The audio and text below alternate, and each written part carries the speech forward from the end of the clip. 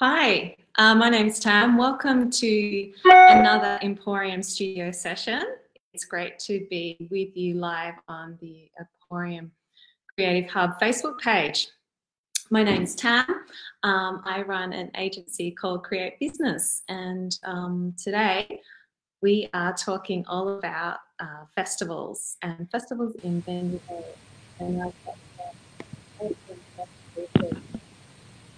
some really talking about what's not for festivals. But I don't feel like me that I am missing myself. There's a watching a thing. And hi everyone. How's it going? Can you hear me okay? Yeah. On and off. Okay. Well, I'll welcome also to our online audience. We are just having a few little tech troubles today. Maybe it's because of the rain and the storm. I don't know, but you know, if you've got any questions, I'd like to hear from you. Welcome, Colin from the Rosemary Festival. How you doing? Doing very well, thanks.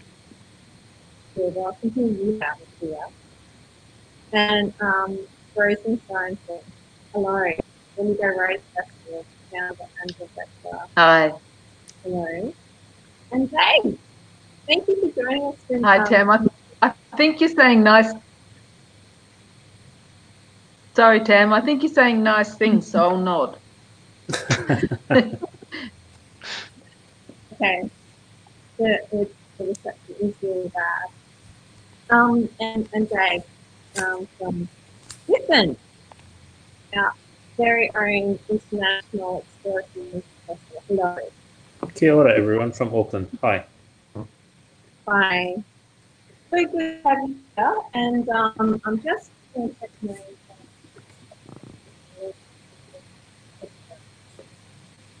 I do. So before we do get going, I'm just going to let you all know what's happening at the Emporium. It's a great mentoring program that you can apply for at the moment. It's on the 23rd of, how's that sound? Is that sounding better? For people with my headphones on.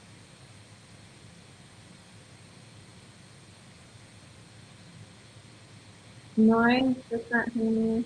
We can hear you, but it's tough. But we can hear you. Oh, hello, Marie Thompson. Hello, Marie Tompkin. There is lots of static today, isn't there? That's better. But good. We're all sitting here thinking this is what it's like to put on a festival when the sound doesn't work. Kind of hard to hear, indeed. Are you having bad flashbacks? You sound great now, Tam. That was and forward, going nice, forward. Nice. Well, how about I take it from the top? We're getting a high from Marie. Well, I'm Tam. I am from Create Business, and I'm hosting the studio sessions. And now that we can hear each other, I'll welcome our gorgeous festival guests that are generously giving their time to have a chat about their festival. Colin Thompson from Bendigo Blues and Roots. Hello. Hello. And Rosemary Sorensen, founder and director of Bendigo Writers Festival. Hey, Tam. Hello. And David, I'm always afraid to say this properly, Biffin. Biffin? Yeah. Bendigo International Festival Exploratory Music. Thank you for joining us from New Zealand today. It's a pleasure. Kia ora koutou. And thank you also to our viewers and persisting with us, even though we've had a few tech troubles, and we might have them throughout the whole session, but we'll try and keep this show on the road. Alrighty. Hi, Dave Hughes, and to our gorgeous viewers, please jump in and ask any questions as we go. Rosemary, I'm going to start with you today. What is the Bendigo Writers Festival? How long have you been running for? Yeah, it's funny. I was sitting here thinking that when we first started the Writers Festival, which is 10 years ago now, but of course we had to miss this earlier year, people said, yeah, but I'm not a writer, so we don't do writers' festivals. And we're still finding people who, you know, the naming of this festival is still a tiny problem because we're just about talking, really. And I was thinking Colin Thompson, sort of the Blues and Roots thing, is really a festival too that does music as far as I'm concerned. But, you know, people kind of, is it a Blues and Roots festival and what does that mean? And then we get to exploratory music. And I'm always thinking, well, what is exploratory music anyway? So it sounds to me like in Bendigo we have a naming, not an issue, but we like to give people a circuitous route to our festivals. And maybe I'll ask the other two whether they agree with me on that. But Bendigo Writers Festival, of course, is mostly about talking to writers about books that have come out during the year, but it's everything else as well. And we've done everything from cartoons to music, to writing for music. We've done theatre. We take on anything and everything. We're basically a 3-day festival that gets people together in as many venues as we possibly can do to talk about the ideas that come out of writing. You know, I often think it should be the Readers Festival. And yeah, because I'm there and I'm like, oh my God, we have people that like reading. Yes. Mm-hmm. But, yeah, no, that was an option early on. Tam, originally, when we first started that little era, and there are a couple still that call themselves Readers Festivals, but the major festivals, and there are such a lot. And again, I mean, David's almost unique, I think, in the country, whereas Colin will know how many music festivals there are, and you've got to find your niche. But we thought that the idea was we can be a big and qualitative good festival. We've got the venues in Bendigo. We can bring the writers to this town. Let's do it. So we thought that if we call ourselves a writers' festival, like the festivals which are major in the big city, lots of things, then people will know what we are. And of course that sort of works, but there's still a bit of resistance to that idea. We could have called ourselves Readers and Writers Festival, couldn't we? But that would have been rather long. But hey, David doesn't mind a long festival name. No, well, I think you're all in common. You've got the location, and I think you all are doing, well, it hasn't, of course, happened this year, but you have done such a great job at exploring the venues and spaces of Bendigo and making extraordinary things happen in those venues. And, for me, spring really does mean Blues and Roots Festival. As soon as it gets a bit warm, I'm thinking, I want to be lying around on a gorgeous piece of lawn listening to music. And unfortunately, it's not happening this year in the same way.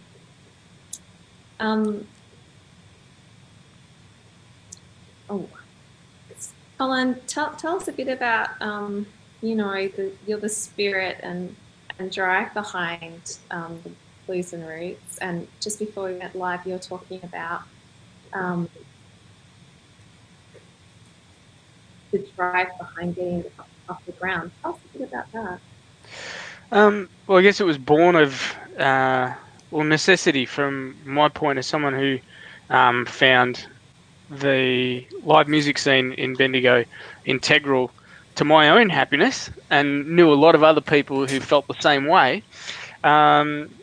The support for live music certainly had a big drop around 12 years ago, thereabouts, and so a lot of different people within the scene thought, what can I do to change that up and reinvigorate the live music scene, reinvigorate more so people to get their bums off the couch, or drag them back out of the raves, or get them off this internet thing or their Xboxes or whatever, and get them back into venues enjoying live music, or out on the grass enjoying live music. And my personal project was to create a festival that takes bits and pieces from the festivals that I had been lucky enough to play and be a part of around Victoria and interstate, and bring them all together and make a festival in and of Bendigo that people in Bendigo or of Bendigo and elsewhere can all enjoy together. And encapsulate as big a demographic as possible, have it appeal to as many people as possible, as wide an age group, and as wide as a socio-economic background as possible, so that and I think the year one was the proof in the pudding that we were onto something good, because on the lawn in Rosalind Park, in amongst all the venues hosting music, we had the very richest people in town sitting next to homeless people in town, all enjoying the same music and wearing the same smile. And we've never looked back, really, myself and the crew that have helped me put it together. Well, thank you so very much for having that vision and making it happen. I think, again, something that you all share in common is this vision and dream and grit of skill to get a festival off the ground and sustain it year in, year out. David, I know your story is a little bit different with the Exploratory Music Festival.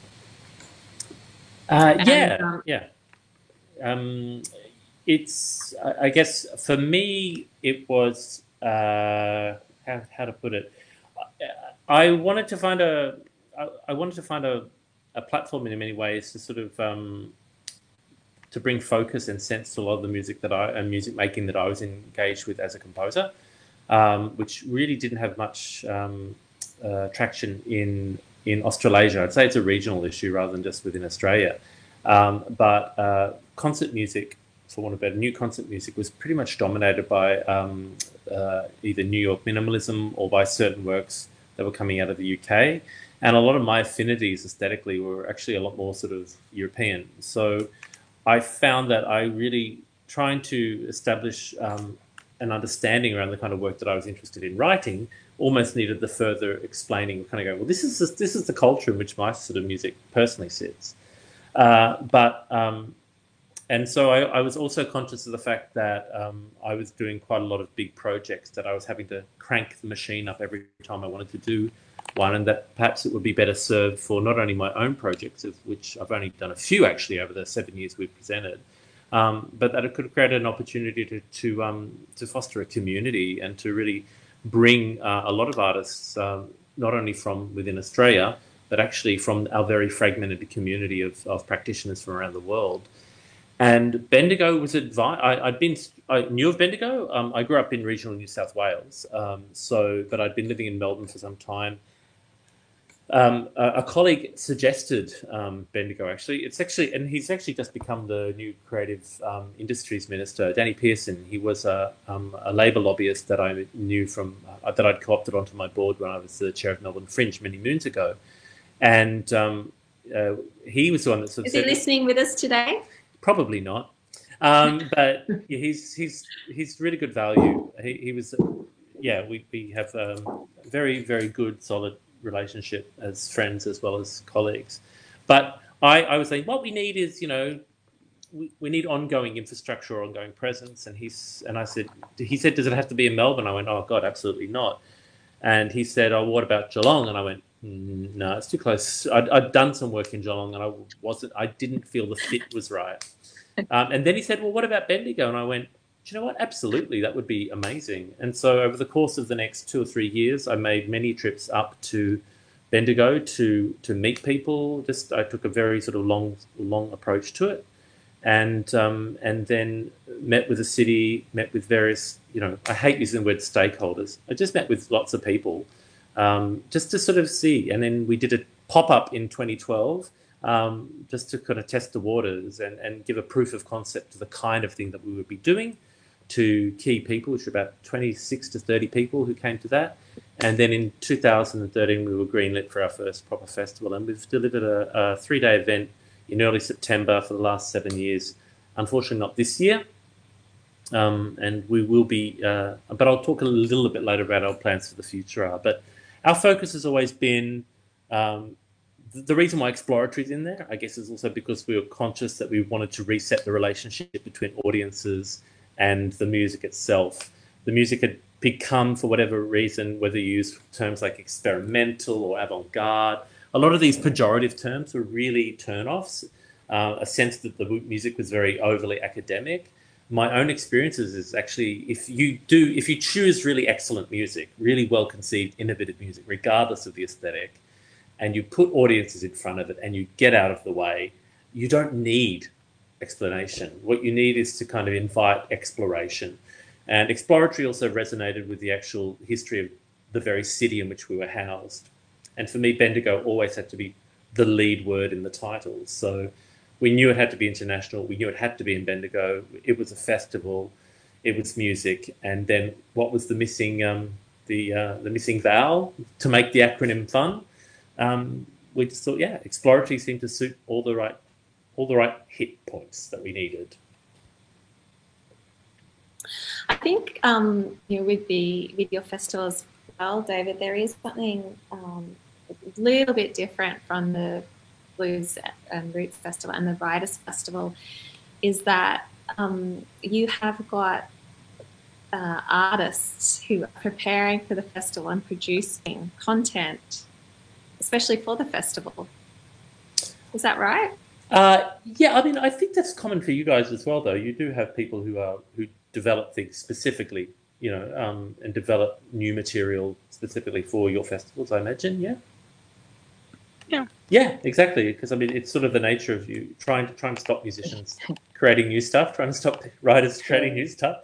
I think certainly one of the things that we are, I think the internationalism of what we do speaks more to the fact that our community of artists and composers are globally fragmented, that we are small in numbers wherever we are, but what this is a pilgrimage event in many ways. It actually brings people together, but also part of our obligations and part of our identity is to present the most innovative, which generally puts us on the front foot of having to do new things. So of the 390, I think it is, something ridiculous, 389 works we've presented in the 7 editions, about 91 of those are world premieres. About 200 of them are actually Australian premieres. So it's about the new, but it's also about bringing things in a way that have just been created elsewhere into the Australian culture as well, because say this is what's happening elsewhere, to give people survey in a way of what's going on everywhere in the world. Rosemary, I'm deviating a bit from my format, but I'd love the idea of how the Writers Festival brings together guests from outside of our area and locals. How have you programmed for that? Yeah, indeed. What's interesting listening to David and Colin speak then is how the variety of the festivals in this city, and part of the reason that there is a variety is because, as Colin said, he was here, He needed a program. He thought, I'll create that program. I came here with a set of skills that was Australia-wide as an arts and books journalist. So I looked at the city and thought, why hasn't it got a festival here? And realised that it was a perfect time based on the success of the art gallery and then council's support of arts and culture. So that was, the timing was perfect for that. Also, I must always say, as I always say, Colin's the reason, because I could see that he'd done it.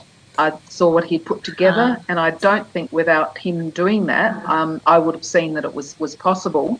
And then, of course, we've got another person coming from out. It's a fascinating story to know that someone in Melbourne suggested, Geelong or Bendigo, the development of what was going on in both of those communities, of those council areas. And I made faces because, why would you want to go, which is ridiculous, and it's a silly thing because the Writers Festival is fantastic.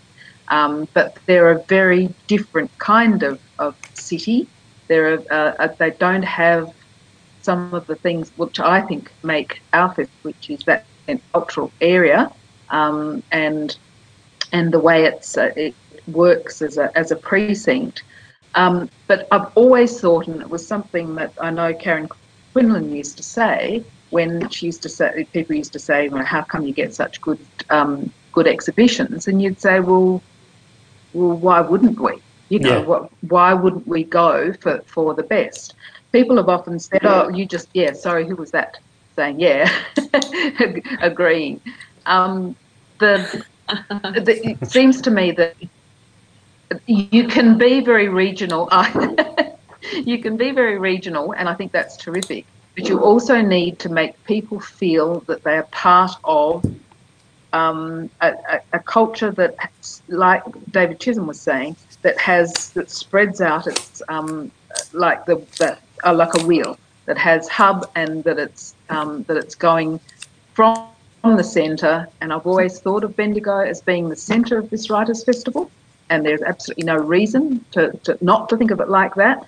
And then to spread out your interests and your network to as far as you like to do. It's also been very important for us to make connections with other festivals. Byron, which has been, for me, always the very best regional festival in the country, we have managed to build a fantastic relationship with that festival, which has been a bit spoiled because, and this is the downside, because of Melbourne changed their date to change our dates, and now Melbourne's changed back again, and we are having to look at our dates. And I think that's not very well managed. I think it's they talk about the regions having autonomy and being important, but frankly, we've got a very big city with a very big attitude right on our doorstep.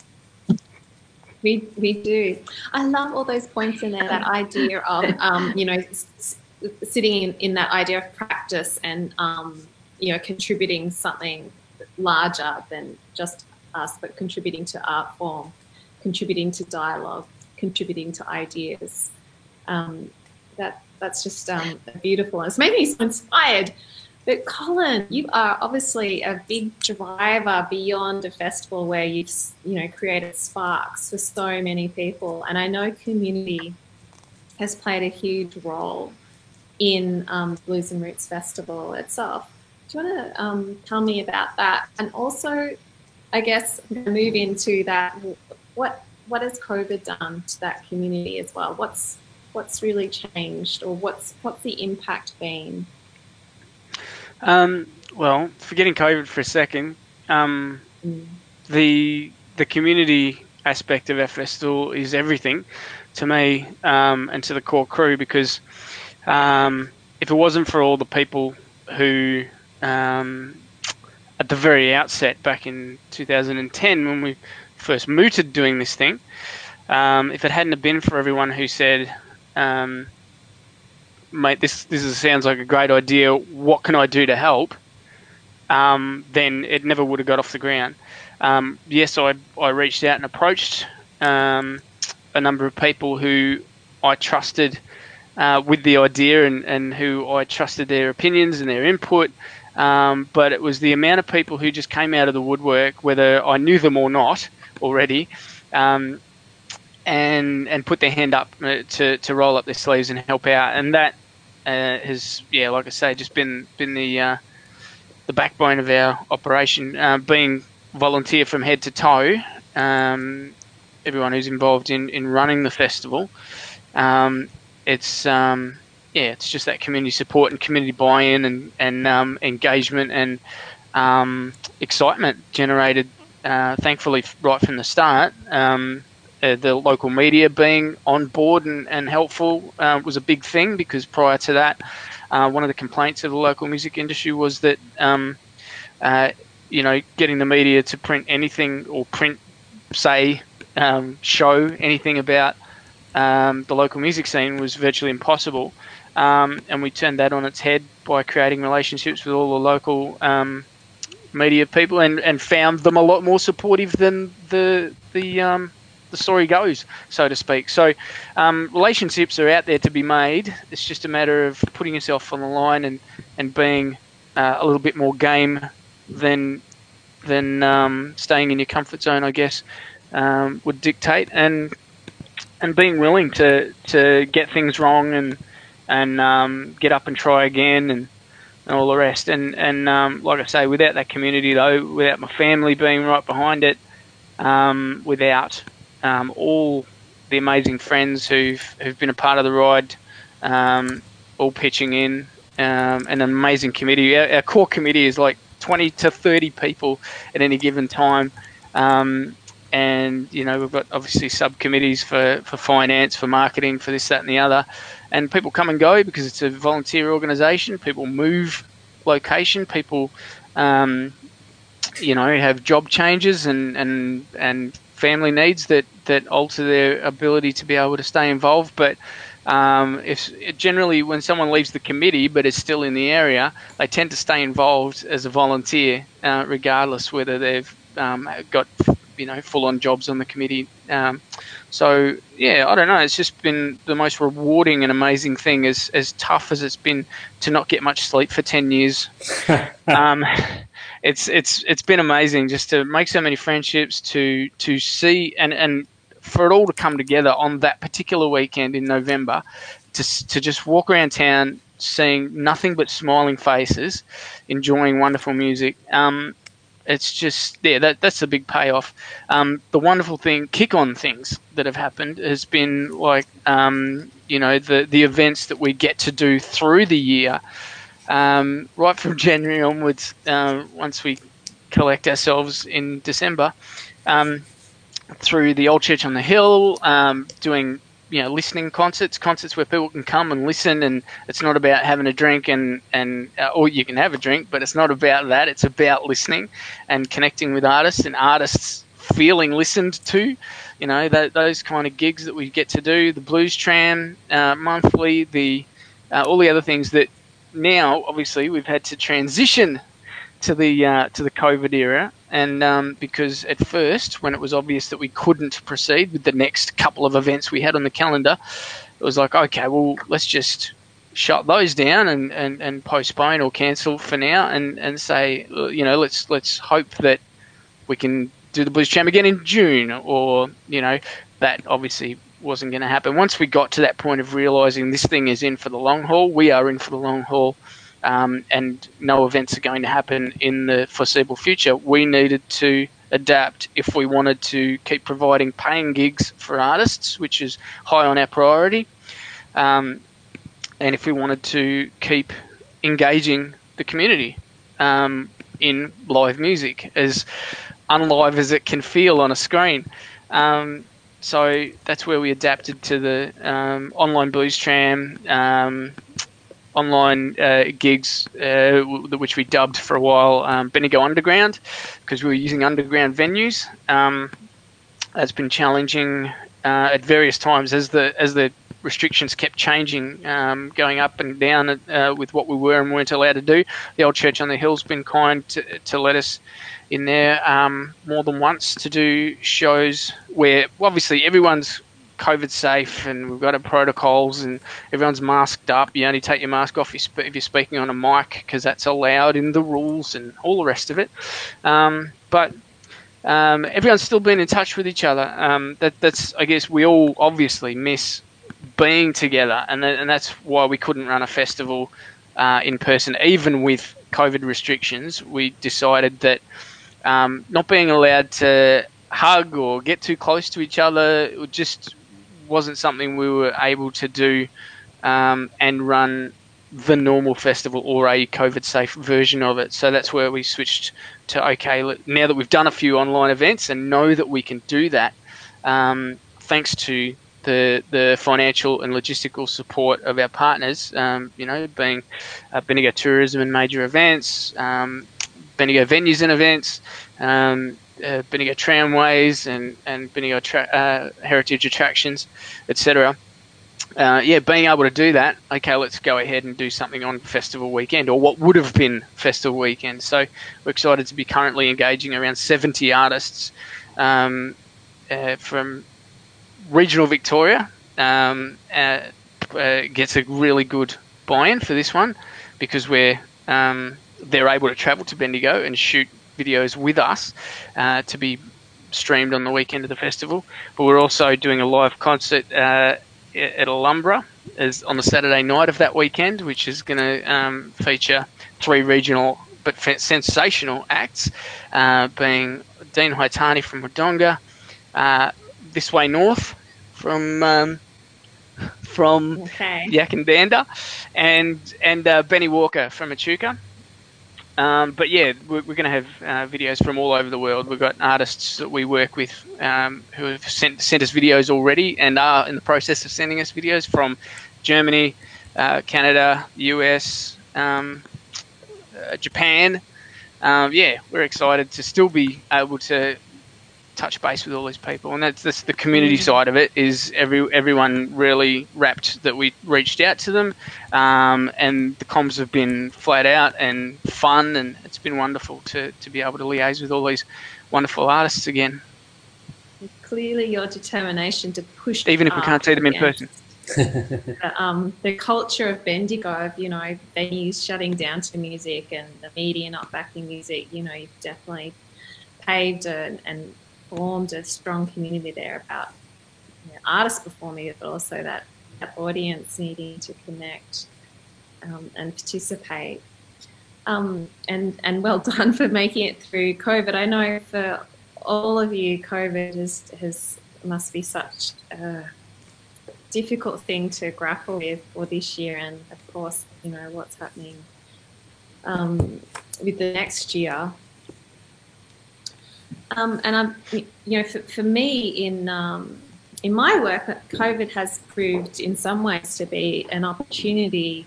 And David, we missed Biffin this September, but I know that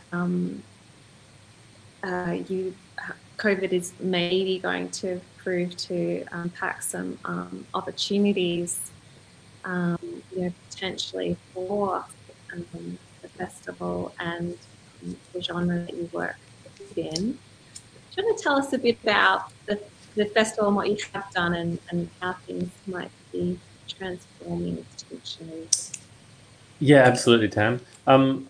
I think when we were talking about this before we came on, we were all reflecting on the amount of energy that it takes, often with largely volunteer people doing the back end of the work.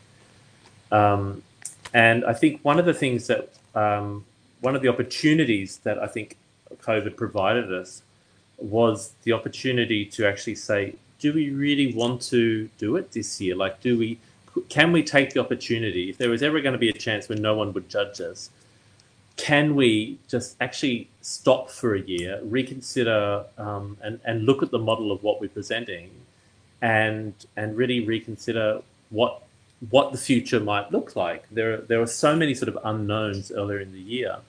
One of the decisions, though, that informed it, honestly, was also about not necessarily being able to secure the right amount of funding that we needed to deliver the vision that we had to the festival. So I can be very honest about that. That was our first trigger. Fundraising for music in general is tricky. It became increasingly tricky under COVID settings where agencies were trying to fund as much as possible, but what it meant is you would be getting maybe half of what it is that you needed to be able to produce your event. Plus, there was the expectation that you would somehow miraculously go online. I not to discredit the work that you guys have been doing at all, Colin, because I think each community has to respond to in its own unique way. But certainly, the way that I read our community of artists was that being live is so critical to who we are. It's actually such a fundamental part that the ritual gathering and the visceral experience of a lot of this music doesn't translate very well. We have, well, you can see some very nice documentation, but it still is documentation. So we took the bold step of sort of saying, you know what, we're gonna find a different way of presenting. We're going to focus on the things that we anticipate can happen within the next 12 to 18 months. We focused on the Trans-Tasman bubble as a concept that seemed to be emerging politically. And it was continuous with our long-held desire to create a Southern Hemispheric perspective on this music, because a lot of the music that we engage with is dominated by the North. So we had quite a lot of content we've had over the years, South American content and visiting artists. Last year we had a company from Chile that were there. And New Zealand was a really big part of it too over the years, again, in a more pronounced way last year since I relocated here to work here. But the overall the overall objective is to really connect the idea of the South in a way, musically. So given that travel is restricted and that flare-ups can happen in all sorts of different places and certain places can go into lockdown, the model that we're looking to is to sort of flip the festival, actually. We've been given the green light to pilot next year a program that will see us creating something in Bendigo, a much smaller version, like a micro festival, actually. Creating something in Bendigo, so it's still created in Bendigo because that's an important part of our identity. And then it would go on to Sydney to tour. It will come across to Auckland to tour.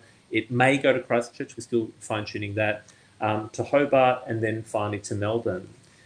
One of the things that is attractive about that is that often we're resourcing, and we pay our musicians well. Again, that I note your comments, Colin. Actually, paying musicians is sort of why we're around. We wanted to give people opportunities. With the kind of music that we do, often you're talking about people who have to put in a month or more working on a particular work because of the complex nature of what they have to learn. And even if we're paying them well for a week's work, there's a structural inequity in there. And there's also a structural inequity for the composers who write a new work only to have it performed once. So we saw that if we could actually take this on the road on a micro level, less content, but potentially more presentations throughout the year, we would be going into new areas that could also open up potential funding sources for us. So what we're looking at doing is, and then if you're in the middle of that network presentation, suddenly there's a COVID flare-up, well, you just jump over the next stop. But what it means is we can employ our musicians we can pay them for a month. And the month's work that they've done in preparation for the week's performance actually then gets amortized across the following month, because actually once you've learned it, you're actually refining it. You're not actually having to put in all that rocket fuel that you need initially. And of course, fantastic for the composers. They get multiple performances, and it means that when we finally do document the work, which we're committed to as well, it's in a deeper place. Like it's settled in as a work, and the musicians are not just scrambling to kind of get the technical aspects, but they can really focus on the aesthetic experience, which again is good for audiences. It really does just mean that the audiences get the best sort of reputation. So we're looking at that, and I think we've come to the conclusion that we will miss Bendigo too much. So we're banking on a few things, that we can do this pilot program next year to establish the sense of what that will look like on a small scale. And that in 22, we would then have a pilgrimage event. And I think where we're heading is to have odd years touring, expanding that network as far as South America eventually, and then even years pilgrimage, so that people do come back and come to Bendigo, because it means that we can send small things through the network. But if we want to do bigger works, we have a longer period of time to plan it. And also that Bendigo should be the home of these things, because Bendigo is the originator of and really is the sort of Southern Hemispheric home for this kind of music. It's a beautiful, beautiful concept. I'm very much an advocate for festivals also being producers of, you know, great content, and why not expand the life of it, and why not use COVID as a way to you know, transform and make something even better. And and it came out of a conversation with my colleagues, Ben Opie's and Opus. He said, everyone's scrambling to get online or get back to normal. And he said, I don't know why they want to get back to normal. It wasn't that good beforehand. And he's right. You know, like a musician's life is really, really tough. You're like, they don't often get paid to do the learning. There's an expectation they just have to do it, and they rock up and they kind of perform it. But it's a very stressful experience for musicians. You know, like the gigging life, the gig economy in general is tough. It's particularly tough on music, the kind of music that we do, which is super demanding. You know, it requires the whole artist to do it. They don't just rock up and play notes. There's so much kind of concept and thinking that goes behind it. So, yeah, I'm hopeful also that, you know, the idea that we go into these new places also does take the name Bendigo. I note that there. I think Dave's asking. Simultaneously with Biffin, we also developed this identity of Argonaut. Again, based on the gold rush town that we are, but the idea that, you know, everyone who plays in our, the virtuosity that's required to play our music means everyone's kind of a superstar. And so this network will be the Argonaut network, but it will carry a Made in Bendigo stamp on it, basically. And the idea is that it will bring people in the second year into Bendigo because they don't want to miss out, you know. So it's a promotional and marketing strategy as well as a distribution sort of alternative distribution network that's COVID-proof. I really think, you know, that idea of exporting creative product from Bendigo is something that is yet to be really understood and exploited. Yeah. Yeah, and we've been doing it from the outset with our broadcast with ABC Classic FM, and our radio partner last year was Radio New Zealand. So those sort of distribution things around radio have been always very strong for us. It means that what are relatively small audiences of several hundred people for what we do can actually at any broadcast reach up to 100,000 people. And that's great. That's what it needs to be. Well done. Can't wait to see and learn more. Me too.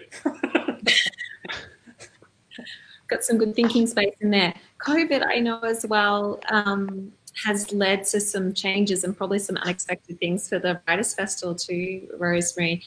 And you've been very generous in thinking about your community and what role, you know, the festival plays in their lives, just in terms of well-being.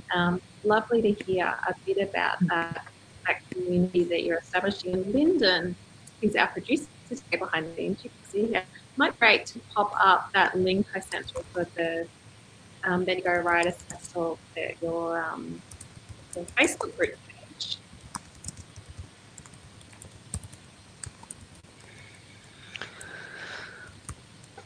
Oh, excuse me. Yeah, we've been listening to David's always it's wonderful. He's so clever at adapting and to what's in front of him. It's incredibly impressive. What's happened with writing and festivals, we were at the point, you know, David said it wasn't great before. Well, it was. Festivals were amazing. And they were I kept thinking, no, they can't get more popular and they can't get better, but they did every year. And in Bendigo, we did get better every year. And we were able to adapt to the changes of, you know, we've got a lumber theatre, then we went out to the region. We were able to keep adapting, and it was very, very exciting, which don't mean to be with the downside, but the change from our winter programming into what was going to be a spring programming was hard, was going to be very hard. But that's kind of been interrupted as well, which is interesting. What's happened in the interim is that a lot of other places have realised the affordability and the attraction having writers talk about new books, and also panels talk about ideas that come through books. So a lot of other people have entered into that area, and festivals such as ours still have to do everything well, and the competition has increased, and we also have to increase our ability to use the online place, the virtual space, and that's been really good for us, because we've been able to reach out to a lot of writers. The writers that you look at on our backstory series have really enabled us to engage with the audience, continue with people, to continue going out to people week after week, and to continue what we call our bookmark series, which means that people can actually have exclusive access to what's happening, like the Craig Silvey one that's coming up early next month. So we're actually allowing people to virtually do that thing you do at festivals, which is to feel part of a conversation and to feel like you're sort of elbowing people around you. You're feeling as though you're part of a crowd of people. Like you said, Tam, there are other people who read this stuff and enjoy this stuff, and it's an amazing feeling to be part of that. And there is absolutely nothing can replace the liveness of it. However, what is happening as the commercialisation of the writing event is happening apace, and you'll probably find a lot of things online where the cost of these events is going up. I mean, the ticket cost and the cost back to the payment back to writers is going up. So the competition is getting very tough. That's all good, except it means you really have to work, and the other two will know what I'm saying. You have to work twice as hard to keep your own quality. You can't be relaxed about costs, payments, production, quality. So you really have to be learning all those things. Fortunately, we do have BV&E, we do have the capital, and I think this COVID time has actually taught us a lot about what we can do through the capital. We had Alex Miller speaking live from the Bendigo Bank Theatre a weekend or two ago, and the quality of production of that virtual event was, as Alex himself said, this will be the best. This will be the best event that I do in this kind of format. So we were able to go, well, this is something we want people to log on to and to get the very best possibility. And I know we've all got problems with sound and visuals, but I'm proving that, and we're absolutely determined that in our next May event we will have to do virtual events, but they will be very, very good, and we're hoping that we give people access to them in an exclusive way. I don't know about you two, but it really annoys me when people say things are live and they're actually being recorded. I know it's fine, and I know it's what it is, but we need to get our language a bit better, I think, and we will be doing a mix, I think, probably mostly live events, so that people in America or England, writers that we hopefully will engage for that May 7 to 9 program, will have to get up the crack of dawn or stay up very late in order to be into to Bendigo. And remember, we did that years ago when we got Julian Assange actually on a Skype call into Bendigo, into Alhambra Theatre, and we had we had a live event, and we managed it quite well. It was it was before its time. So I think things have moved on since then, but we will be doing more like that in May 7 to 9. Yeah, I was fortunate to be at that, Rosemary, and it was just this, I am sitting in my hometown, but just connecting with the world and getting this awesome perspective. And I've got some great questions coming here through from John.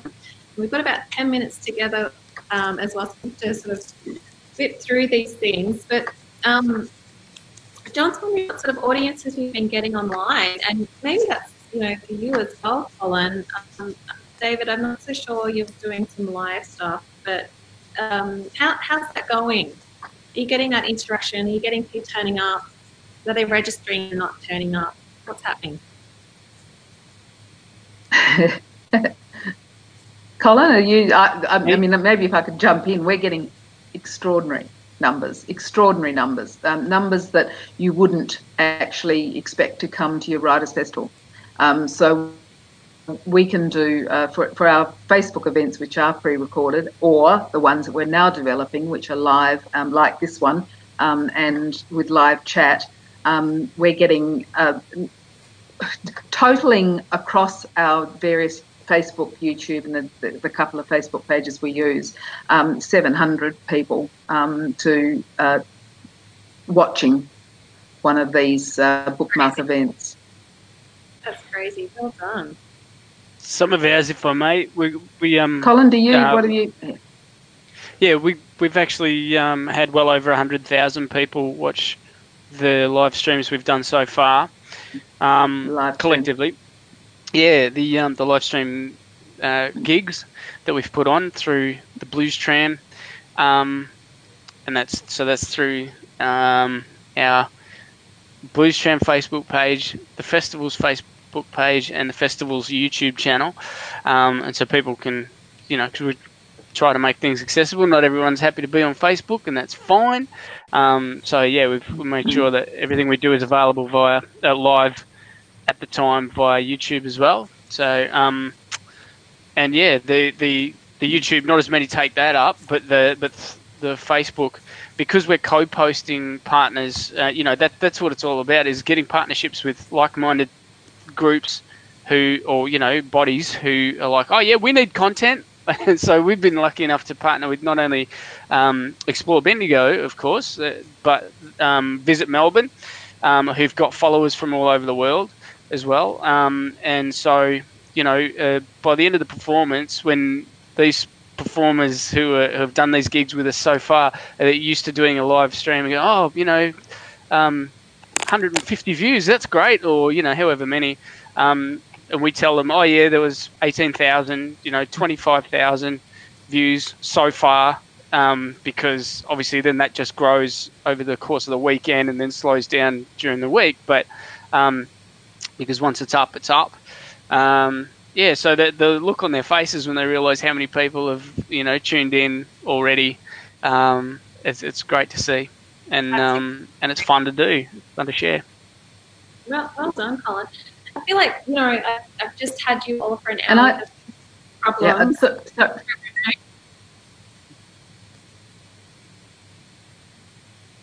Did you want to share something, Rosemary? Oh, sorry, it disappeared again. Yes, I was just about to say, and I don't think it actually cuts into the live. I actually think it's encouraging when we come back to being able to be live. I think all of these things, I don't know where it happens with David's kind of music, and of course, you know, as he says, you really need to be there. But you're giving people an idea of what they will get live, and probably we're encouraging more people to take that risk and then turn up, because they can see, they can dip in. Most of it's free, for goodness sakes, which is not really sustainable, as Colin will agree, I suspect. But at least it's giving people, we have gone out, I suspect, to many more people than would have thought, oh, Writers Festival, nah, not this year. But I suspect when we get back live, those people will have seen what we do, seen that it's not scary and it's really entertaining, and what can happen at a live discussion, and we'll give it a go. David, did you have anything you wanted to add to there? Yeah, no, look, I mean, I think it's, we took a different route, but it's, you know, I think it's completely valid. I think one of my hesitations was I didn't feel like, because we have such a focus on virtuosity, it relies on technological platforms that aren't necessarily that reliable. The sort of accuracy that we go for it was really, really problematic aesthetically. But also I was seeing a lot of music, like classical musical organizations, suddenly everyone was doing Zoom stuff as well. And there was a lot of noise out there. And I also felt that there, and I understand, and I agree, Rosemary, there is the thing about remaining present, and you can connect to kind of new people. My personal preference was to take the opportunity to just sit back, because I think there is a point at which that becomes a fatigue point, and it's so unknown. How do you know at what point do you reach audience fatigue? How do you track the idea that people will be engaged and then come to your event later if you are intending to kind of be live? Or indeed, are we going to actually reach a point where we do something that's hybrid? To my mind, I was worried about the technology's ability to deliver the experience in a positive and visceral way. When you're on a computer, you can click next in a second if you don't get engaged with it. So it also had the chance to kind of not necessarily do good work for us. But also I had to acknowledge that, like, for the last 20 to 30 years, there's an extraordinary number of artists who are web-based. And in many ways, the scramble to get all this kind of a live culture online, for me also sort of, it's like there are some very sophisticated people who have dedicated their entire practices as artists to working on online and web-based sort of art forms. And it's almost like, wow, okay. It felt like it felt like a lot of that work was just not even necessarily recognized, and that it was like, oh, we can do online things too. Not you guys, but I know that a lot of classical music organizations they're very unaware, that in fact they're moving into a territory where actually culture already does exist. Did you want to add something again, Rosemary, there? Yeah, that's brilliant, David.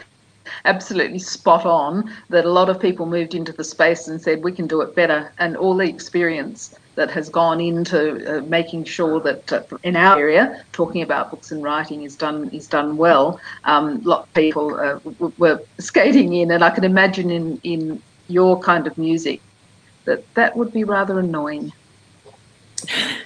Yeah, it was really annoying, but and also I'm going to use the word because who cares? It felt undignified to me, some of those places.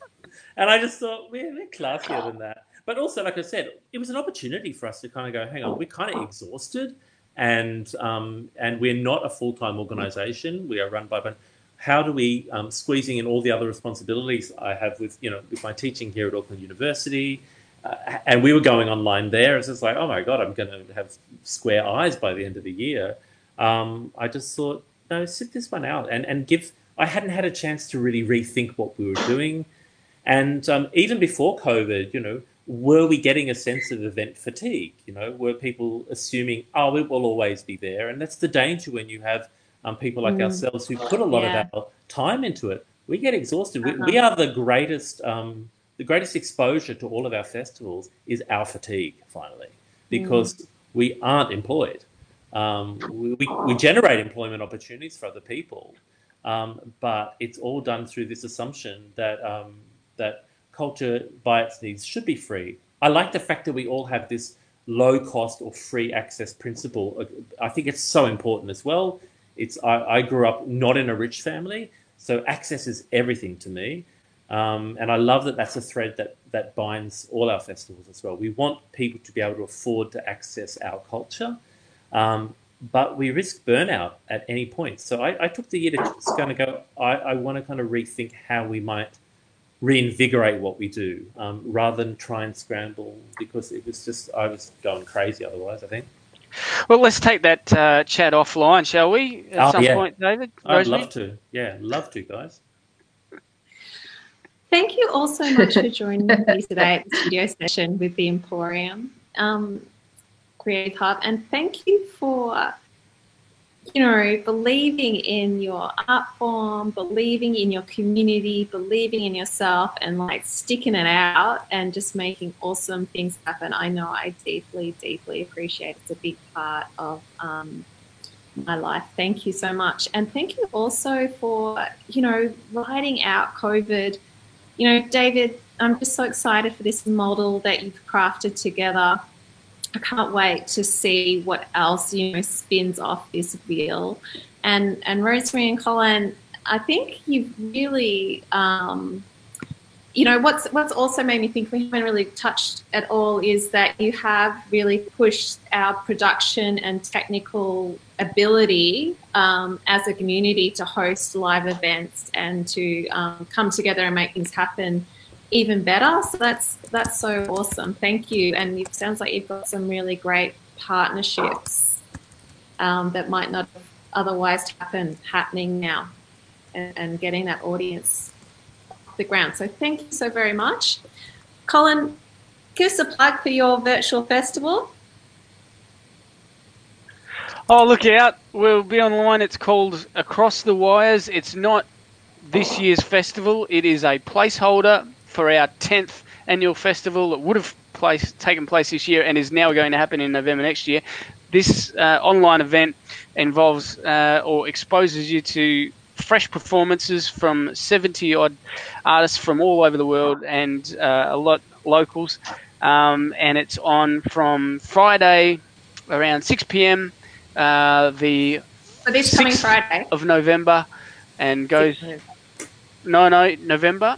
Yep, the 6th, and so it's the same weekend festival would have been, and it'll be from around 12 midday till evening on the Saturday, the 7th, and it'll be on the Sunday morning and afternoon as well of the 8th of November, and there'll be a whole bunch of 15-minute performances from a whole bunch of fantastic artists, and there'll be interviews and all sorts of fun and shenanigans for people to enjoy online. People can come and go as they like. There'll be a program out shortly so you know who's broadcast when in the first instance, but you can also obviously watch it time and again later after the fact.